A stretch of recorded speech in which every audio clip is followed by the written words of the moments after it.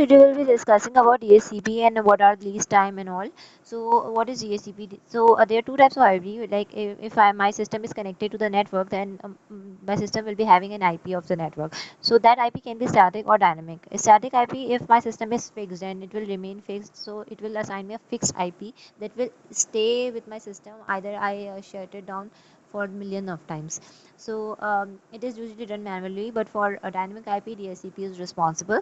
So how DSCP works is that when you are enters the system, then you will be shouting out, you will send a broadcast message to all the devices because you don't know where DSCP is, right? So you will be sending over to all the devices that hey, I want an IP. So whoever is the DSCP will respond back to it by saying that yes, here I am and I have this IP available. Do you want to use it?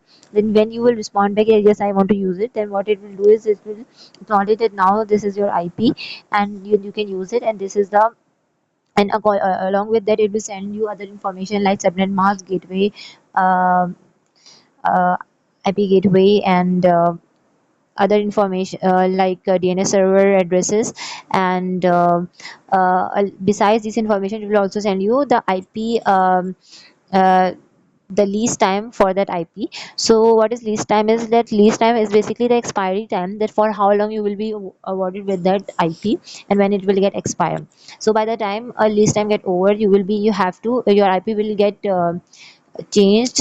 So that IP specific will be taken away from you. So mm, by the time you are about to reach that lease time, so if you want to give that IP, then you can send a DSCP renewal request to the DSCP to kindly renew this IP. So what will then there come DSCP server response. So what will the DSCP server response, that if that IP is available, then what will do, DSCP server will give you another lease time for the expiry of that IP.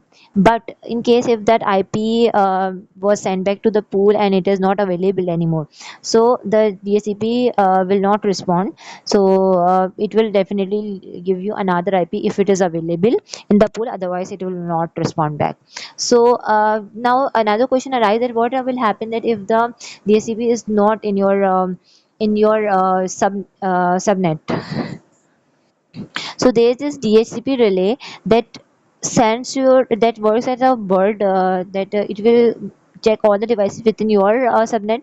Then it will check all the other subnets as well to find where DHCP is. So if the DHCP, like your device is connected to a switch and that switch is connected to another switch which has the DHCP also connected to it, so then DHCP will work and it will resolve this issue and will give you the IP. That's all for today. Happy learning.